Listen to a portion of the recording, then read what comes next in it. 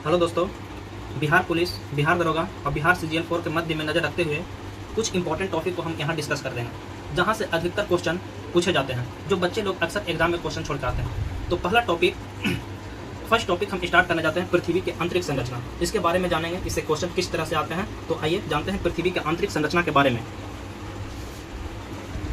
पृथ्वी के आंतरिक संरचना के बारे में पढ़ते हैं। तो पृथ्वी के आंतरिक संरचना में हम तीन चीज़ों को पढ़ते हैं। सबसे में ऊपर में होता है क्रस्ट होता है। सबसे ऊपरी लेयर को बोलते हैं क्रस्ट बोलते हैं, इसे बोलते हैं क्रस्ट बोलते हैं। दूसरी लेयर को बोलते हैं मेंटल बोलते हैं और तीसरी लेयर को बोलते हैं कोर बोलते हैं।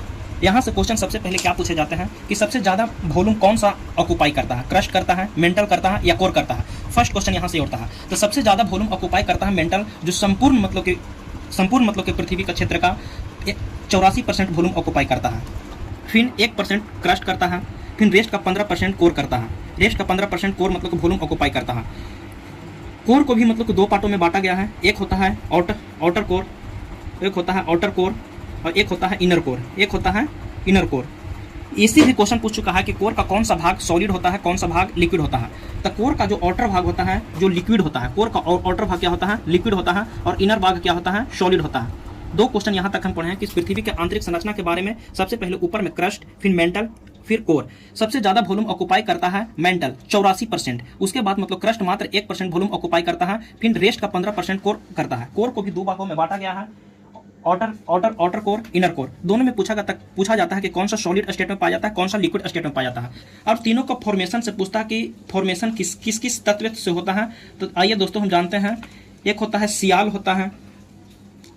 होता है जिसमें सिलिकॉन और एल्युमिनियम होता है। सिलिकॉन और एल्युमिनियम से फॉर्मेशन होता है, क्रस्ट का होता है। इसको हम सियाल के नाम से जानते हैं। क्या जानते हैं? सियाल के नाम से जानते हैं। तो जिसमें होता है सिलिकॉन एल्युमिनियम। दूसरा में होता है सीमा कहने का मतलब है कि सिलिकॉन और मैग्नीशियम से बनता है, मेंटल बनता है। तीसरा लेयर होता है नीफे यानी कि निकेल और फेरस,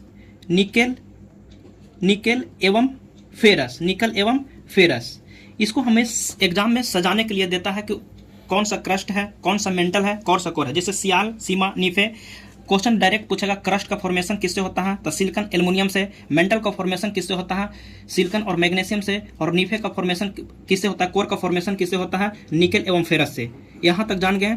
अब देखिए अब एक क्वेश्चन पूछता है, एक होता है लिथोस्फीयर दोस्तों, लिथोस्फीयर। और एक क्वेश्चन पूछता है लिथोस्फीयर और एक क्वेश्चन पूछता है अस्थेनोस्फीयर कि लिथोस्फीयर किसको कहता है और अस्थेनोस्फीयर किसको कहता है। तो अस्थेनोस्फीयर कहते हैं दोस्तों मेंटल का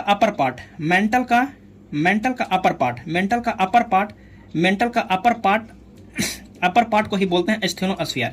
मेंटल का अपर पार्ट को क्या बोलते हैं, एस्थेनोपार्ट। और इसी पार्ट में मतलब कि मैग्मा पाया जाता है दोस्तों। इसी पार्ट में क्या पाया जाता है, मैग्मा पाया जाता है। तो आप यहाँ पर जी एक जान गए हैं एस्थेनोस्फीयर कि एस्थेनोस्फीयर किसको कहते हैं। तो मेंटल को अपर पार्ट को बोला जाता है एस्थेनोस्फीयर। इसी स्फीयर में पाया जाता है, मैग्मा पाया जाता है। एक होता है लिथोस्फीयर। तो लिथोस्फीयर पूरा का पूरा क्रस्ट दोस्तों, यहाँ पर याद रखना, पूरा का पूरा क्रस्ट CRUST पूरा का पूरा क्रस्ट एवं मेंटल का ऊपरी भाग को लिथोस्फीयर कहा जाता है। इसी में प्लेटें पाए जाते हैं। प्लेटें कहाँ पाए जाते हैं, इसी में प्लेटें पाए जाते हैं। जो बोला जाता है ना कि भूकंप आता है तो प्लेटों का खिसकाव होता है, तब प्लेट कहाँ पाया जाता है, लिथोस्फीयर। तो आपको लिथोस्फीयर और एस्थेनोस्फीयर में कंफ्यूजन नहीं होना चाहिए। एस्थेनोस्फीयर क्या बोले कि मेंटल का अपर पार्ट को मतलब कि बोला जाता है एस्थेनोस्फीयर और इसी पार्ट में मैग्मा पाया जाता है। और लिथोस्फीयर बताएं कि मेंटल का पूरा क्रस्ट और मेंटल का ऊपरी पार्ट को ही बोला जाता है लिथोस्फीयर। यहाँ बता दें क्रस्ट, मेंटल, कोर। फिर बताएं सियाल, सीमा, नीफे, ये बता दिए। अब हर एक क्रस्ट को दो पार्टों में बांटा गया है। ऊपरी को बोलते हैं अपर क्रस्ट, नीचे को बोलते हैं इनर क्रस्ट। उसी प्रकार मतलब कि मेंटल को दो भागों में बांटा गया है, अपर मेंटल, फिर इसे बोलते हैं इनर मेंटल। अब यहाँ से क्वेश्चन ये पूछता है कि अपर क्रस्ट और इनर क्रस्ट के बीच में यो मतलब कि पट्टी मतलब कि पाया जाता है, इसको क्या बोलते हैं? ऐसे इसे हिंदी में बोलते हैं, असमर्थता है, लेकिन जानिए नहीं, इंग्लिश ज़्यादा अच्छा है। ये बोलते हैं, इसको बोलते हैं Conrad discontinuity. Conrad discontinuity, Conrad discontinuity बोलते हैं। डायरेक्ट पूछा जाए कि कॉनरॉड डिसकंटिन्यूटी कहाँ पाया जाता है, तो अपर क्रस्ट और इनर क्रस्ट के बीच में जो असमर्थताएं पाए जाते हैं उसको कॉनरॉड डिसकंटिन्यूटी पाया जाता है। फिर इनर क्रस्ट और अपर मेंटल के बीच में क्या पाया जाता है, तो ये पाया जाता है, इसको बोलते हैं मोहो डिसकंटिन्यूटी, इसको बोलते हैं मोहो डिसकंटिन्यूटी बोलते हैं। फिर उसी तरह से बोला जाता है कि अपर मेंटल और इनर मेंटल के बीच में जो पाया जाता है इसे क्या बोलते हैं, इसको बोलते हैं रेपेटिव डिसकंटिन्यूटी। रेपेटिव डिसकंटिन्यूटी, इसके क्या बोलते हैं? रेपेटिव डिसकंटिन्यूटी। फिर इनर मेंटल और आउटर कोर को बीच में बोलते हैं, तो ये बोलते हैं गुटेनबर्ग डिसकंटिन्यूटी। और इनर कोर और आउटर कोर के बीच में जो पाया जाता है इसको बोलते हैं लेहमैन डिसकंटिन्यूटी। ये सारे क्वेश्चन मतलब कि ये रिपीटेड डिसकंटिन्यूटी सीडीएस में पूछ सकता है, रिपीटेड डिसकंटिन्यूटी किसके बीच में पाया जाता है। तो यहाँ पे हम क्या बताएं, आइए एक बार ओवरव्यू लेते हैं। पृथ्वी के आंतरिक संरचना, क्रस्ट मेंटल कोर क्या बताएं दोस्तों? क्रस्ट मेंटल कोर सबसे ज्यादा वॉल्यूम ऑक्युपाई कौन करता है? मेंटल करता है 84%, 1% वॉल्यूम ऑक्युपाई करता है क्रस्ट करता है, रेस्ट का 15% करता है कोर करता है। फिर बोले कि क्रस्ट का फॉर्मेशन किससे होता है, मेंटल का फॉर्मेशन किससे होता है और कोर का फॉर्मेशन किससे होता है। तो सिलिकॉन और एल्यूमिनियम से क्रस्ट का फॉर्मेशन हो गया, सिलिकॉन और मैग्नीशियम से मेंटल का फॉर्मेशन हो गया, और निकल और फेरस से कोर का फॉर्मेशन हो गया। और कोर में भी दो पार्ट मतलब कि क्वेश्चन पूछ चुका है, आउटर कोर और इनर कोर, कौन सा लिक्विड होता है कौन सा सॉलिड होता है। आउटर कोर लिक्विड स्टेट में पाया जाता है और इनर कोर सॉलिड स्टेट में पाया जाता है। फिर दो टर्म बताएं दोस्तों, लिथोस्फीयर और स्टेनोस्फीयर। तो स्टेनोस्फीयर मेंटल के अपर पार्ट को स्टेनोस्फीयर बोला जाता है। इसी पार्ट में मैग्मा पाया जाता है, इसी पार्ट में क्या पाया जाता है? मैग्मा पाया जाता है। एक टर्म बताएं, लिथोस्फीयर किसको कहते हैं? तो पूरा का पूरा क्रस्ट और मेंटल का ऊपरी पार्ट। आप दोस्तों सुनकर भी लिख सकते हैं, जरूरी नहीं, मेरी हैंडराइटिंग अच्छी नहीं है, लेकिन सुन के भी लिख सकते हैं। लिथोस्फीयर किसको कहते हैं?